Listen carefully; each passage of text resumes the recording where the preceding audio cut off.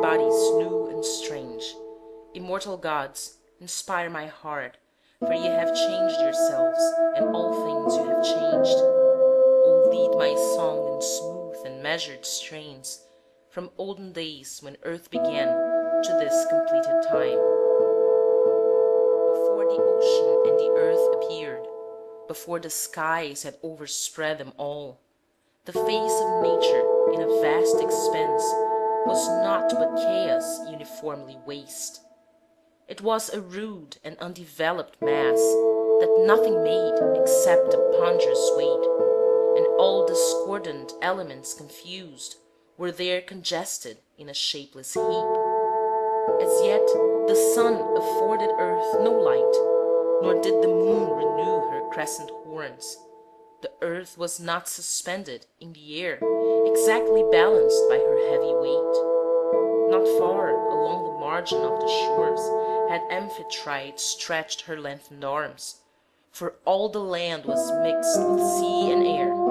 The land was soft, the sea unfit to sail, the atmosphere opaque, to naught was given a proper form, and everything was strife, and all was mingled in a seething mass, with hot the cold part strove, and wet with dry, and soft with hard, and weight with empty void. But God, or kindly nature, ended strife.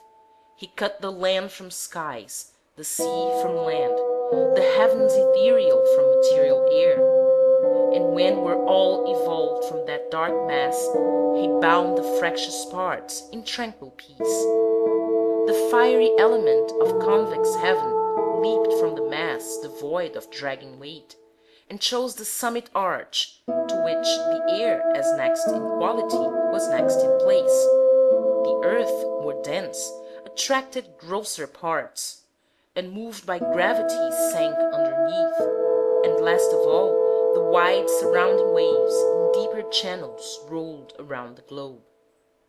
And when this God, which one is yet unknown, had carved asunder that discordant mass, had thus reduced it to its elements, that every part should equally combine, when time began, he rounded out the earth, and moulded it to form a mighty globe. Then poured he forth the deeps, and gave command that they should billow in the rapid winds, that they should compass every shore of earth. He also added fountains, pools, and lakes, and bound with shelving banks the slanting streams, which partly are absorbed and partly join the boundless ocean. Thus received amid the wide expanse of uncontrolled waves, they beat the shores instead of crooked banks. At his command the boundless plains extend, the valleys are depressed, the woods are clothed in green, the stony mountains rise. And as the heavens are intersected on the right by two broad zones, by two that cut the left, and by a fifth consumed with ardent heat, with such a number did the careful God mark off the compassed weight, and thus the earth received as many climes.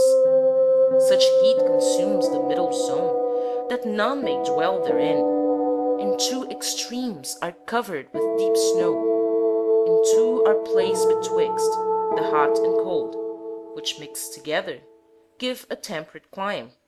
And over all the atmosphere suspends with weight proportioned to the fiery sky, exactly as the weight of earth compares with weight of water. And he ordered mist to gather in the air, and spread the clouds. He fixed the thunders that disturb our souls, and brought the lightning on destructive winds that also waft the cold. Nor did the great Artificer permit these mighty winds to blow unbounded in the pathless skies, but each discordant brother fixed in space, although his power can scarce restrain the rage to rend the universe. At his command to far Aurora Eris took his way, to Naboth, Persia, and that mountain range first gilded by the dawn, and Zephyr's flight was towards the evening star and peaceful shores, warm with the setting sun. And Boreas invaded Scythia and the northern snows, and austere wafted to the distant south, where clouds and rain encompass his abode. And over these he fixed the liquid sky, devoid of weight and free from earthly dross. And scarcely had he separated these and fixed their certain bounds, when all the stars, which long were pressed and hidden in the mass, began to gleam out from the plains of heaven, and traversed with the gods bright ether fields, and lest some part might be bereft of life, the gleaming waves were filled with twinkling fish, the earth was covered with wild animals, the agitated air was filled with birds. But one, more perfect and more sanctified, a being capable of lofty thought, intelligent to rule, was wanting still. Man was created. Did the unknown God, designing then a better world, make man of seed divine? Or did Prometheus take the new soil of earth, that still contained some godly element of heaven's life, and use it to create the race of men, first mingling it with water of new streams, so that his new creation, upright men, was made in image of commanding gods? On earth the brute creation bends its gaze, but man was given a lofty countenance, and was commanded to behold the skies, and with an upright face may view the stars. And so it was that shapeless clay put on the form of man, till then unknown to earth. First was the golden age, then rectitude spontaneous in the heart prevailed, and faith. Avengers were not seen, for laws unframed were all unknown and needless. Punishment and fear of penalties existed not. No harsh decrees were fixed on brazen plates. No suppliant multitudes the countenance of justice feared, averting, for they dwelt without a judge in peace. Descended not the steeps, shorn from its height, the lofty pine, cleaving the trackless ways of alien shores, nor distant realms were known to wandering men. The towns were not entrenched for time of war. They had no brazen trumpets, straight, nor horns of curving brass, nor helmets, shields, nor swords. There was no thought of martial pomp. Secure, a happy multitude enjoyed repose. Then, of her own accord, the earth produced a store of every fruit. The harrow touched her not, nor did the plowshare wound her fields. And men, content with given food, and none compelling, gathered arbute fruits and wild strawberries on the mountain sides, and ripe blackberries clinging to the bush, and corners and sweet acorns on the ground, down fallen from the spreading tree of Jove. Eternal spring, soft-breathing zephyrs soothed and warmly cherished buds and blooms, produced without a seed. The valleys, though unplowed, gave many fruits. The fields, though not renewed, white glistened with the heavy bearded wheat. Rivers flowed milk and nectar, and the trees, the very oak trees, then gave honey of themselves. When Saturn had been banished into night, and all the world was ruled by Jove supreme, the Silver Age, though not so good as gold, but still surpassing yellow brass, prevailed. Jove first reduced to years the primal spring, by him divided into periods four, unequal, summer, autumn, winter, spring. Then glowed with tawny heat the parched air, or pendant icicles in winter froze, and man stopped crouching in crude caverns, while he built his homes of tree rods, bark entwined. Then were the cereals planted in long rows, and bullocks groaned beneath the heavy yoke.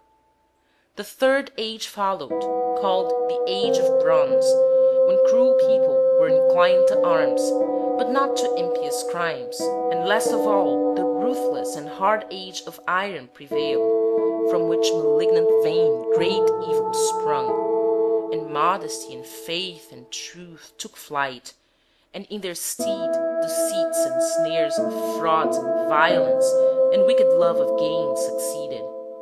Then the sailor spread his sails to winds unknown, and keels that long had stood on lofty mountains pierced uncharted waves. Surveyors anxious marked with metes and bounds the lands, created free as light and air. Nor need the rich ground furnish only crops, and give due nourishment by right required. They penetrated to the bowels of earth, and dug up wealth, bad cause of all our ills. Rich ores which long ago the earth had hid, and deep removed to gloomy Stygian caves, and soon destructive iron and harmful gold were brought to light. And war, which uses both, came forth, and shook with sanguinary grip his clashing arms. Rapacity broke forth. The guest was not protected from his host, the father-in-law from his own son-in-law. Even brothers seldom could abide in peace. The husband threatened to destroy his wife, and she her husband. Horrid step-dames mixed the deadly henbane. Eager sons inquired their fathers' ages. Piety was slain, and last of all, the virgin deity, Astrea, vanished from the blood-stained earth. And lest ethereal heights should long remain less troubled than the earth, the throne of heaven was threatened by the giants, and they piled, mountain on mountain, to the lofty stars. But Jove, omnipotent, shot thunderbolts through Mount Olympus, and he overturned from Ossa huge, enormous Pelion. And while these dreadful bodies lay overwhelmed in their tremendous bulk, so fame reports, the earth was reeking with the copious blood of her gigantic sons. And thus, replete with moisture, she infused the steaming gore with life renewed. So that a monument of such ferocious stock should be retained, she made that offspring in the shape of men. But this new race alike despised the gods, and by the greed of savage slaughter proved the sanguinary birth. When, from his throne supreme, the son of Saturn viewed their deeds, he deeply groaned, and calling to his mind the loathsome feast Lycaon had prepared, a recent deed not common to report, his soul conceived great anger, worthy Jove, and he convened a council. No delay detained the chosen gods. When skies are clear, a path is well defined on high, which men, because so wide, have named the Milky Way. It makes a passage for the deities, and leads to mentions of the thunder god, to Jove's imperial home. On either side of its wide way the noble gods are seen. Inferior gods in other parts abide, but there the potent and renowned of heaven have fixed their homes. It is a glorious place. Our most audacious verse might designate the palace of high heaven.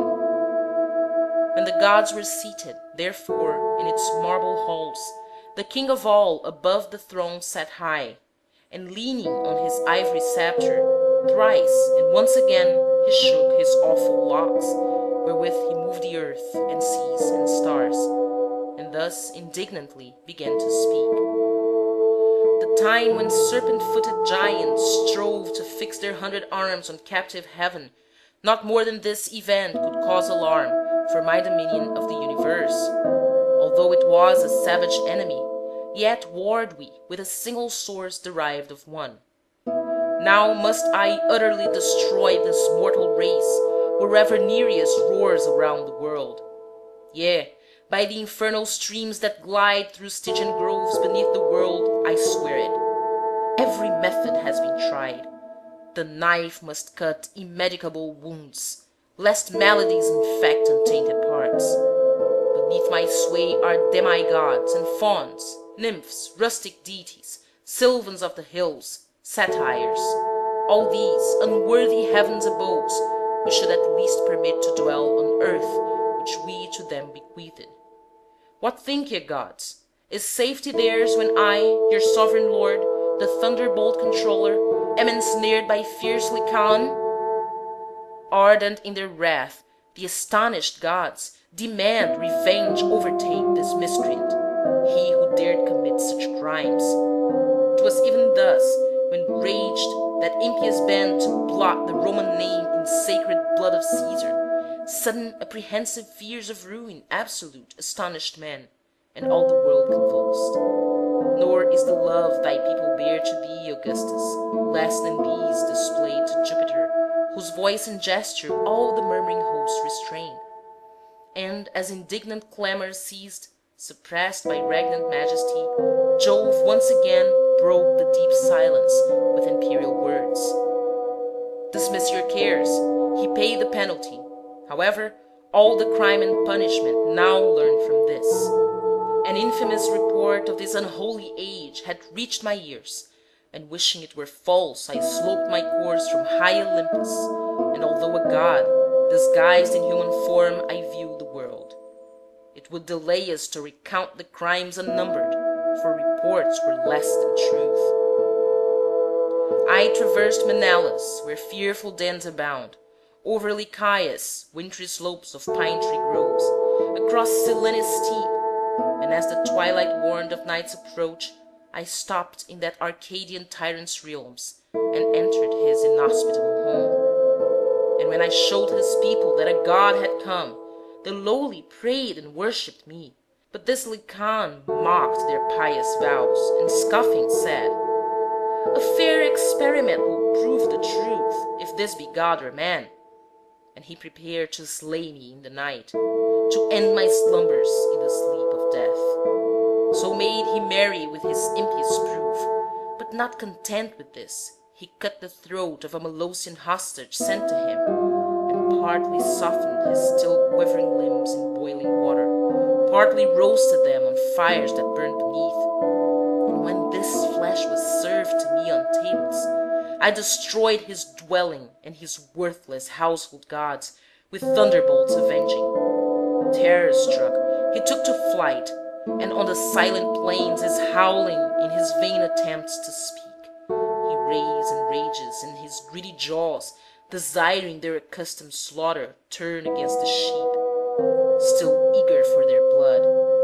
His vesture separates in shaggy hair, his arms are chained to legs, and as a wolf he has the same grey locks, the same hard face, the same bright eyes, the same ferocious look. Thus fell one house, but not one house alone deserved to perish. Over all the earth ferocious deeds prevail. All men conspire in evil.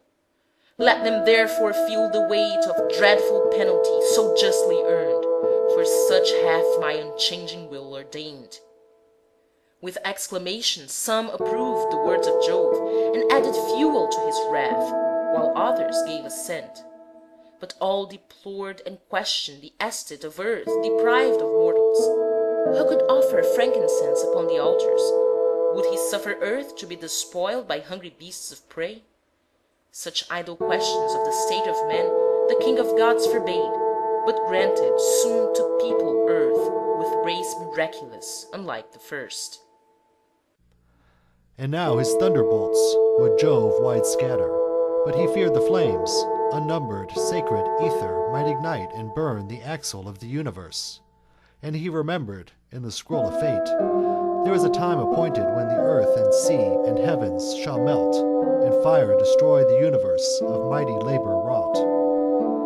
Such weapons, by the skill of Cyclops forged, for different punishment he laid aside.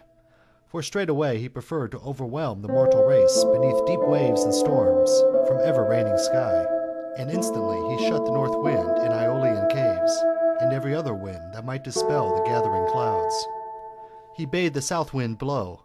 The south wind flies abroad with dripping wings, concealing in the gloom his awful face. The drenching rains descends from his wet beard and hoary locks. Dark clouds are on his brows, and from his wings and garments drip the dews. His great hands press the overhanging clouds. Loudly the thunders roll, the torrents pour. Iris, the messenger of Juno, clad in many-colored raiment, upward draws the streaming moisture to renew the clouds. The standing grain is beaten to the ground. The rustic's crops are scattered in the mire, and he bewails the long years' fruitless toil. The wrath of Jove was not content with powers that emanate from heaven. He brought to aid his azure brother, lord of flowing waves, who called upon the rivers and the streams. And when they entered his impearled abode, Neptune, their ancient ruler, thus began: "A long appeal is needless. pour ye forth in rage of power. Open up your fountains, rush over obstacles. Let every stream pour forth in boundless floods. Thus he commands, and none dissenting, all the river gods return, and opening up their fountains, roll tumultuous to the deep, unfruitful sea. And Neptune with his trident smote the earth, which trembling with unwonted throes heaved up the sources of her waters bare, and through her open plains the rapid rivers rushed resistless, onward bearing the waving grain, the budding groves, the houses, sheep and men, and holy temples and their sacred urns. The mansions that remained, resisting vast and total ruin, deepening waves concealed and whelmed their tottering turrets in the flood and roiling gulf.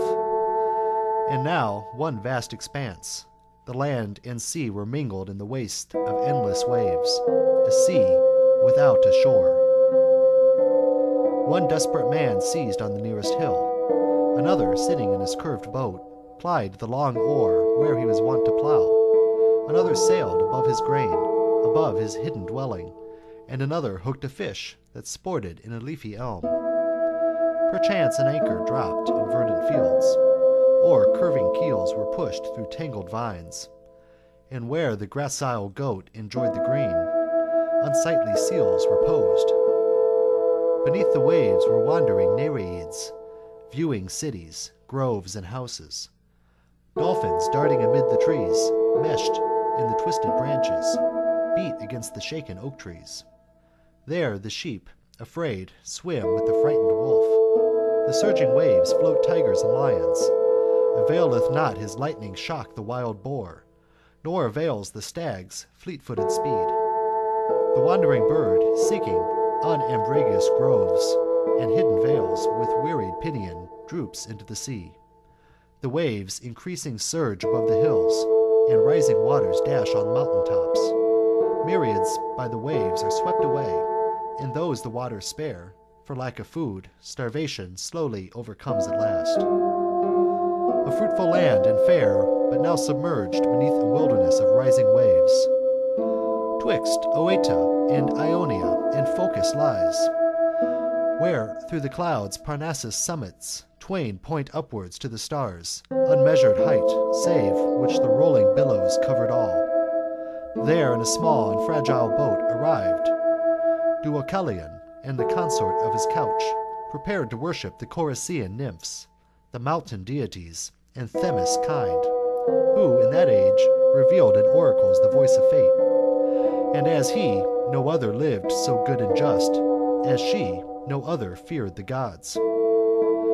When Jupiter beheld the globe in ruin covered, swept with wasting waves, and when he saw one man of myriads left, one helpless woman left of myriads lone, both innocent and worshipping the gods, he scattered all the clouds. He blew away the great storms by the cold north wind. Once more the earth appeared to heaven, and the skies appeared to earth. The fury of the main abated, for the ocean ruler laid his trident down, and he pacified the waters, and called on azure Triton. Triton rose above the waving seas, his shoulders mailed in purple shells. He bade the Triton blow in a sounding shell, the wandering streams and rivers to recall with signal known. A hollow wreath trumpet, tapering wide and slender stemmed, the Triton took amain, and wound the pearly shell at midmost sea. Betwixt the rising and the setting suns, the wildered notes resounded shore to shore, and as it touched his lips, wet with the brine beneath his dripping beard, sounded retreat, and all the waters of the land and sea obeyed. Their fountains heard, and ceased to flow. Their waters subsided. Hidden hills uprose, emerged the shores of ocean. Channels filled with flowing streams. The soil appeared. The land increased its surface as the waves decreased. And after length of days the trees put forth, with ooze on bending boughs, their naked tops. And all the wasted globe was now restored.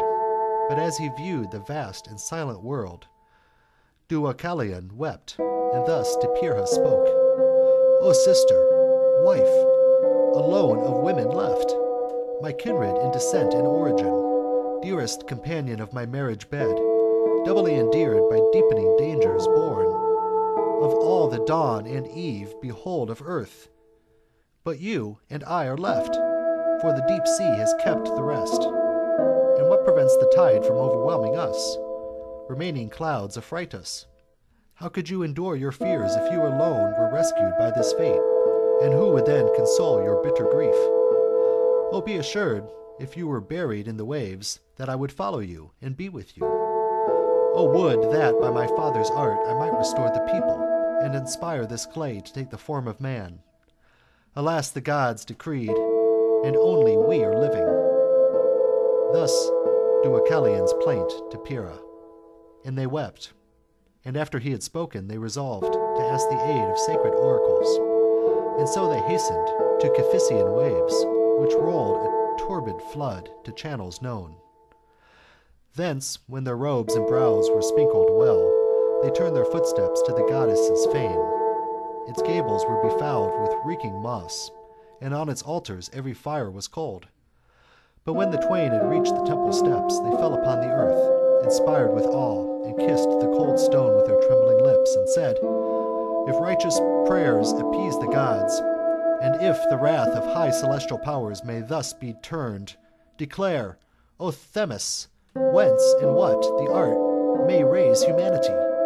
O gentle goddess, help the dying world. Moved by their supplications, she replied, Depart from me, and veil your brows, ungird your robes, and cast behind you, as you go, the bones of your great mother. Long they stood in dumb amazement. Pyrrha, first of voice, refused the mandate, and with trembling lips implored the goddess to forgive. She feared to violate her mother's bones and vex her sacred spirit. Often pondered they the words involved in such obscurity, repeating oft, and thus Deucalion, to Epimetheus' daughter, uttered speech of soothing import. Oracles are just, and urge not evil deeds, or naught avails the skill of thought. Our mother is the earth, and I may judge the stones of earth are bones that we should cast behind us as we go. And although Pyrrha by his words was moved, she hesitated to comply. Both, amazed, doubted the purpose of the oracle, but deemed no harm to come of trial. They, descending from the temple, veiled their heads, and loosed their robes, threw some stones behind them. It was much beyond belief, were not receding ages witness. Hard and rigid stones assumed a softer form, enlarging as their brittle nature changed to milder substance, till the shape of man appeared, imperfect and faintly outlined at first, as marble statue chiseled in the rough. The soft, moist parts were changed to softer flesh, the hard and brittle substance into bones. The veins retained their ancient name. And now the gods supreme ordained that every stone Deucalion threw should take the form of man, and those by Pyrrha cast should woman's form assume. And so we are hardy to endure and prove by toil and deeds from what we sprung.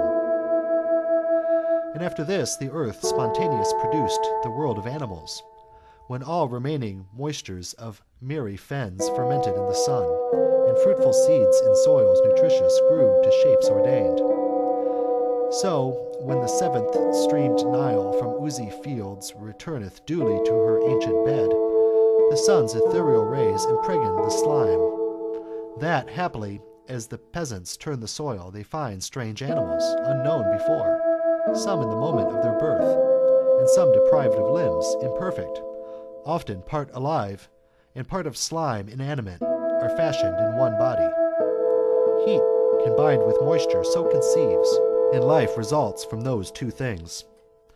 For though the flames may be the foes of water, everything that lives begins in humid vapor, and it seems discordant concord is the means of life.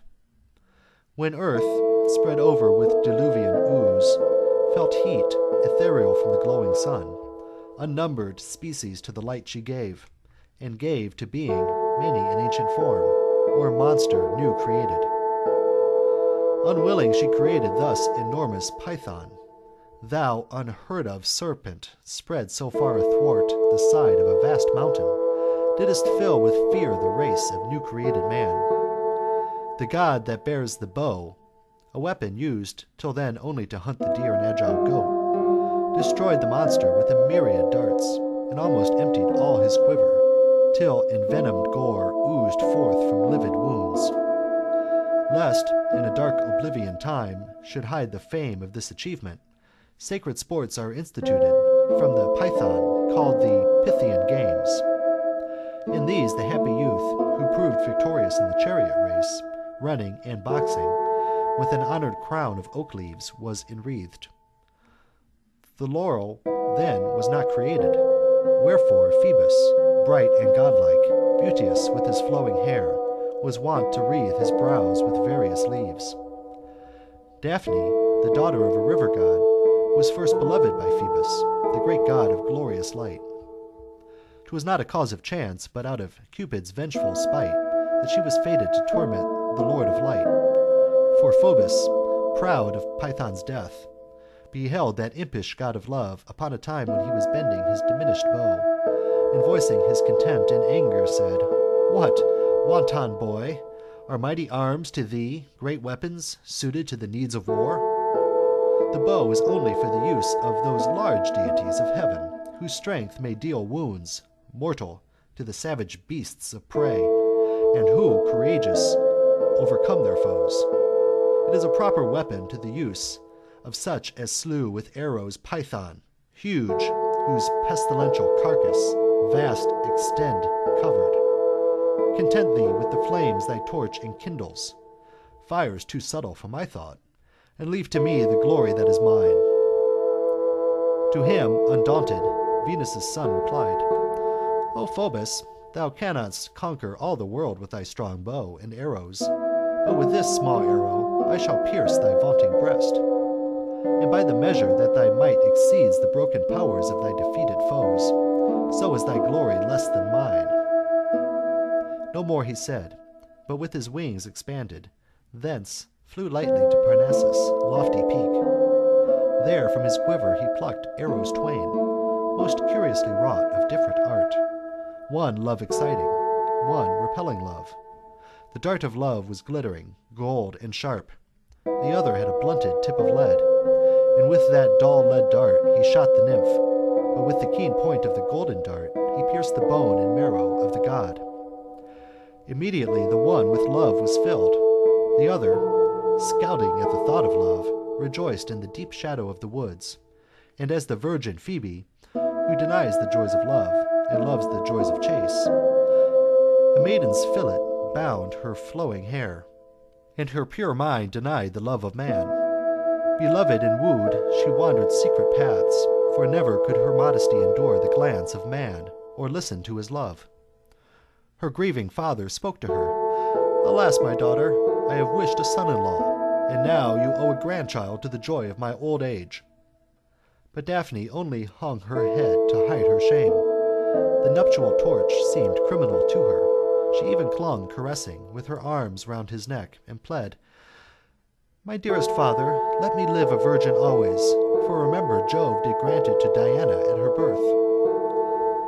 But though her father promised her desire, her loveliness prevailed against their will, for Phoebus, when he saw her, waxed distraught, and filled with wonder his sick fancy raised delusive hopes, and his own oracles deceived him. As the stubble in the fields flared up, or as the stacked wheat is consumed by flames, enkindled from a spark or torch the chance pedestrian may neglect at dawn, so was the bosom of the god consumed, and so desire flamed in his stricken heart. He saw her bright hair waving on her neck. How beautiful if properly arranged!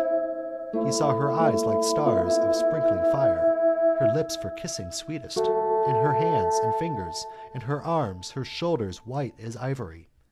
And whatever was not seen, more beautiful must be.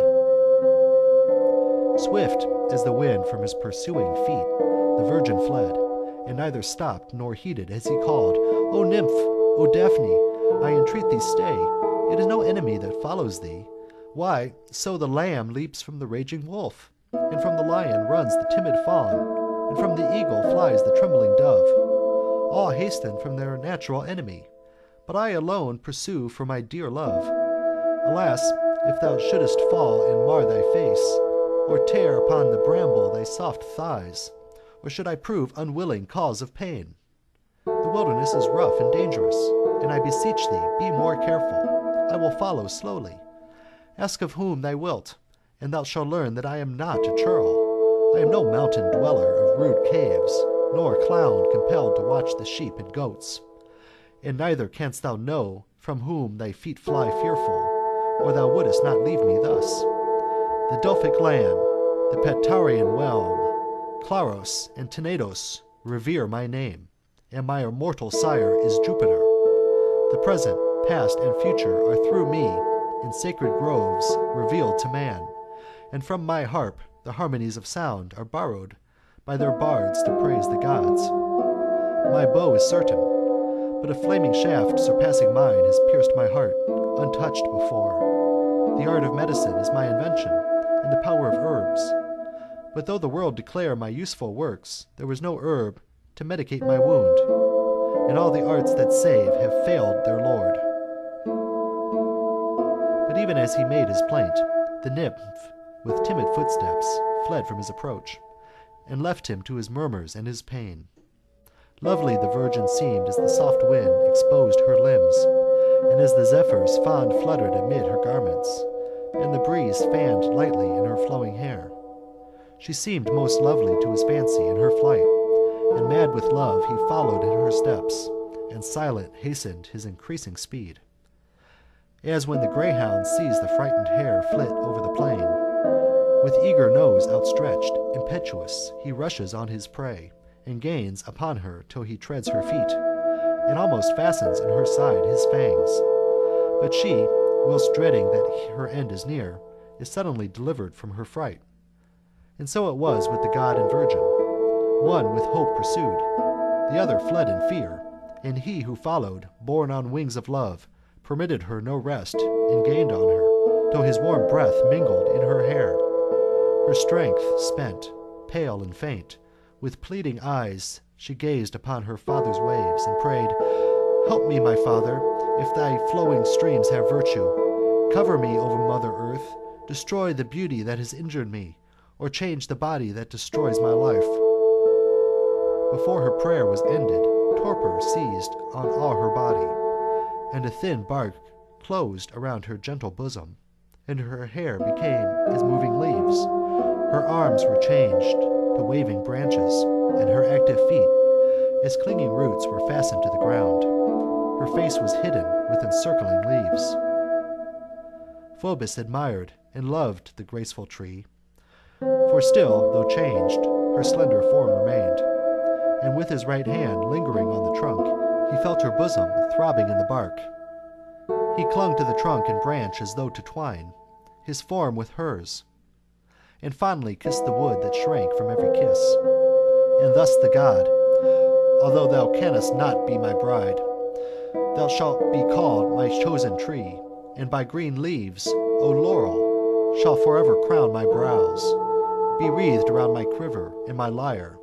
The Roman heroes shall be crowned with thee, as long processions climb the Capitol, and chanting throngs proclaim their victories.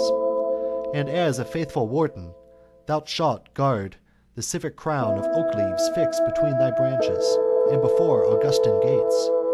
And as my youthful head is never shorn, so also shalt thou ever bear thy leaves unchanging to thy glory.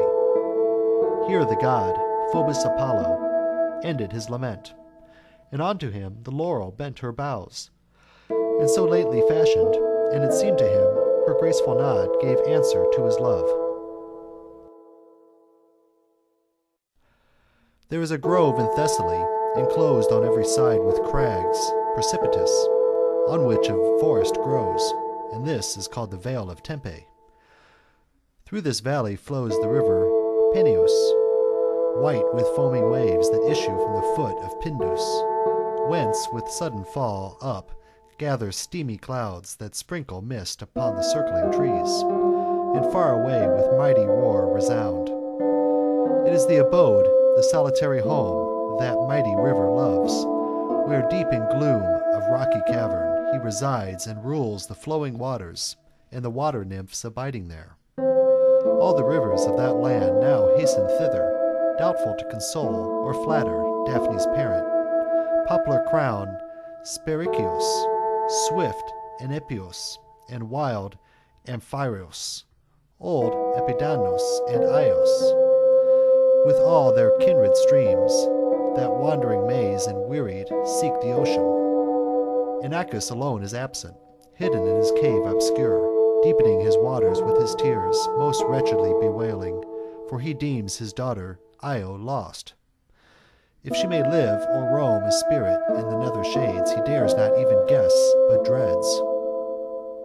For Jove not long before had seen her while returning from her father's stream, and said, O virgin, worthy of immortal Jove, although some happy mortal's chosen bride, behold these shades of overhanging trees, and seek their cool recesses, while the sun is glowing in the height of the middle skies. And as he spoke, he pointed out the groves. But should the dens of wild beasts frighten you, with safety you may enter the deep woods, conducted by a god, and not with the god of small repute, but in the care of him who holds the heavenly scepter in his hands and fulminates the trackless thunderbolts. Forsake me not. For while he spoke, she fled, and swiftly left behind the pasture fields of Lerna and Lycaon's arbors, where the trees are planted thickly. But the god called forth a heavy shadow, which involved the wide extended earth, and stopped her flight, and ravished in that cloud her chastity. Meanwhile, the goddess Juno, gazing down on the earth's expanse, with wonder saw the clouds as dark as night enfold those middle fields, while day was bright above. She was convinced the clouds were none composed of river mist, nor raised from marshy fens. Suspicious now, from oft-detected amours of her spouse, she glanced around to find her absent lord, and quite convinced that he was far from heaven, she thus exclaimed, This cloud deceives my mind, or Jove has wronged me. From the dome of heaven she glided down and stood upon the earth, and bade the clouds recede. But Jove had known the coming of his queen. He had transformed the lovely Io, so that she appeared a milk-white heifer, formed so beautiful and fair that envious Juno gazed on her. She queried, Whose? What herd? What pasture fields? As if she guessed no knowledge of the truth. And Jupiter, falsely hearted, said the cow was earth-begotten, for he feared his queen might make inquiry of the owner's name. Juno implored the heifer as a gift. What then was left the father of the gods? 'Twould be a cruel thing to sacrifice his cow, beloved, to a rival's wrath. Although refusal must imply his guilt, the shame, and the love of her almost prevailed. But if a present of such little worth were now denied the sharer of his couch, the partner of his birth, 'twould prove indeed the earth-born heifer other than she seemed, and so he gave his mistress up to her. Juno, regardful of Jove's cunning art, lest he might change her to her human form, gave the unhappy heifer to the charge of Argus, Aristoides, whose head was circled with 100 glowing eyes, of which but 2 did slumber in their turn, whilst all the others kept on watch and guard. Whichever way he stood, his gaze was fixed on Io. Even if he turned away, his watchful eyes on Io still remained. He let her feed by day, but when the sun was under the deep world, he shut her up, and tied a rope around her tender neck. She fed upon green leaves and bitter herbs, and on the cold ground slept, too often bare, and she could not rest upon a cushioned couch. She drank the troubled waters. Hoping aid, she tried to stretch her imploring arms to Argus, but all in vain, for now no arms remained. The sound of bellowing was all she heard, and she was frightened with her proper voice. Where former days she loved to roam and sport, she wandered by the banks of Inachus. There, imaged in the stream, she saw her horns, and startled, turned and fled. And Inachus and her sister Naiads knew her not. Although she followed them, they knew her not, although she suffered them to touch her sides and praise her. When the ancient Inachus gathered sweet herbs and offered them to her, she licked his hands, kissing her father's palms, nor could she more restrain her falling tears. As if words as well as tears would flow, she might implore his aid, and tell her name and all her sad misfortune. But instead she traced in dust, the letters of her name with cloven hoof, and thus her sad estate was known. "Ah, wretched me!" her father cried, and as he clung around her horns and neck, repeated while she groaned, "Ah, wretched me! Art thou my daughter, sought in every clime? When lost, I could not grieve for thee as now that thou art found. Thy sighs, instead of words, heave up from thy deep breast. Thy longings give me answer. I prepared the nuptial torch and bridal chamber, in my ignorance, since my first hope was for a son-in-law, and then I dreamed of children from the match. But now the herd may furnish thee a mate, and all thy issue of the herd must be. Oh, that a righteous death may end my grief! It is a dreadful thing to be a god. Behold, the lethal gate of death is shut against me, and my growing grief must last throughout eternity." While thus he moaned, came starry Argus there, and Io bore from her lamenting father. Thence he led his charge to other pastures, and removed from her, upon a lofty mountain sat, whence he could always watch her undisturbed. The sovereign god no longer could endure to witness Io's woes. He called his son, whom Maia, brightest of the Pleiades, brought forth, and bade him slay the star-eyed guard Argus. He seized his sleep, compelling wand, and fastened waving wings upon his swift feet, and deftly fixed his brimmed hat on his head.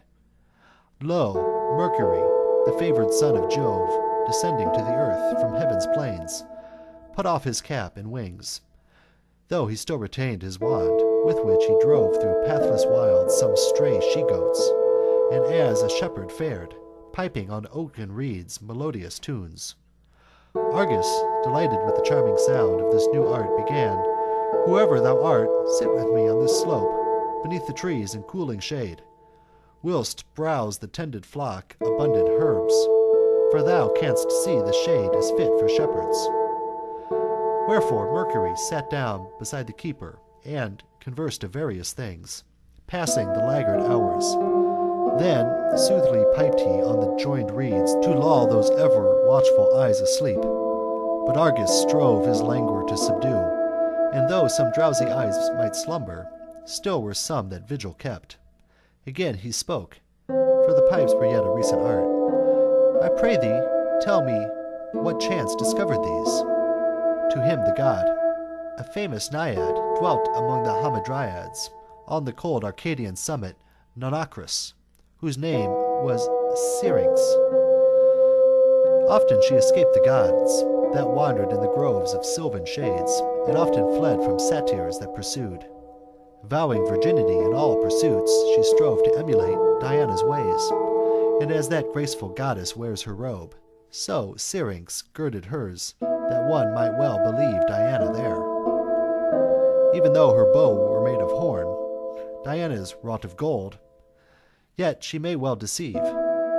Now chanced it Pan, whose head was girt with prickly pines, espied the nymph returning from the Lycaon hill, and these words uttered he.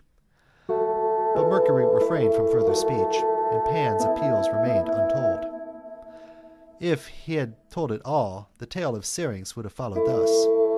But she despised the prayers of Pan, and fled through the pathless wilds, until she had arrived the placid Ladon's sandy stream, whose waves prevented her escape. There she implored her sister nymphs to change her form, and Pan, believing he had caught her, held instead some marshy reeds for the body of the nymph.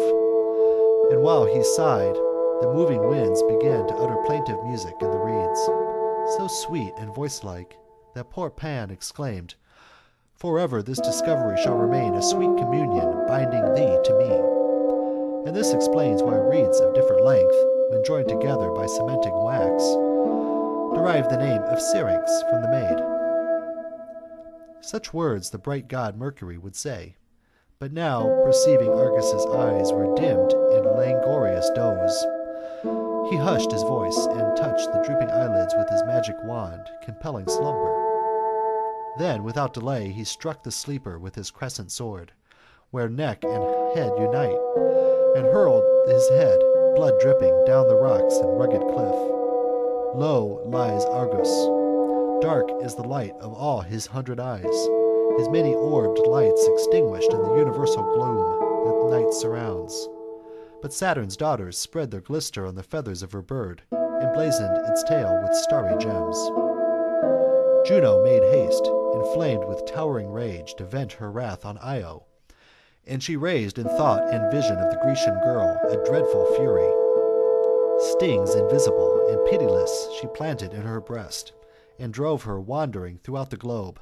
The utmost limit of her labored way, O Nile, thou didst remain, which, having reached and placed her tired knees on that river's edge, she laid there, and as she raised her neck upward to the stars, and groaned and wept, and mournfully bellowed, trying thus to plead by all the means she had that Jupiter might end her miseries, repentant Jove embraced his consort, and entreated her to end the punishment.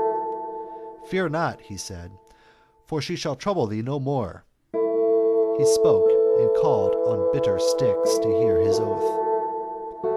And now imperial Juno, pacified, permitted Io to resume her form. At once the hair fell from her snowy sides. The horns absorbed, her dilate orbs decreased, the opening of her jaws contracted. Hands appeared and shoulders, and each transformed hoof became 5 nails. And every mark or form that gave the semblance of a heifer changed, except her fair white skin. And the glad nymph was raised erect and stood upon her feet. But long the very thought of speech, that she might bellow as a heifer, filled her mind with terror, till the words, so long forgot for some sufficient cause, were tried once more. And since that time the linen-wearing throng of Egypt have adored her as a god, for they believed the seed of Jove prevailed, and when her time was due she bore to him a son called Epiphus, who also dwells in temples with his mother in that land. Now Phaethon, whose father was the sun, was equal to his rival Epiphus in mind and years, and he was glad to boast of wonders, nor would yield to Epiphus for pride of Phoebus, his reputed sire. Unable to endure it, Io's son thus mocked him. Poor, demented fellow, what will you not credit if your mother speaks? You are so puffed up with the fond conceit of your imagined sire, the Lord of Day. Shamed, crimsoned in his cheeks, but Phaethon, withholding rage, reported all the taunts of Epiphus to Clymene, his mother. 'Twill grieve you, mother. I, the bold and free, was silent, and it shames me to report that dark reproach remains unchallenged. Oh, if I am born of race divine, give me proof of that illustrious descent, and claim my right to heaven.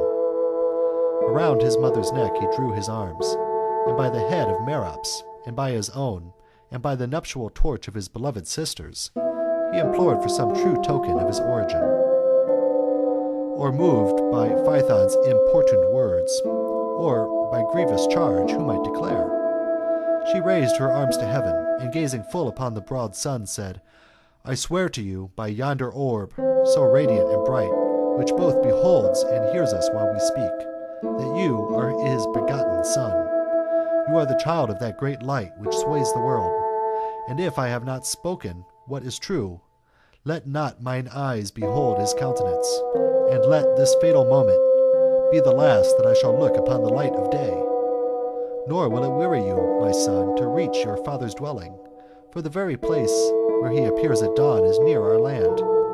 Go, if it please you, and the very truth learn from your father. Instantly sprang forth exultant Phaethon, overjoyed with words so welcome, he imagined he could leap and touch the skies. And so he passed his land of Ethiopia, and the Indies, hot beneath the tawny sun, and there he turned his footsteps to his father's land of dawn.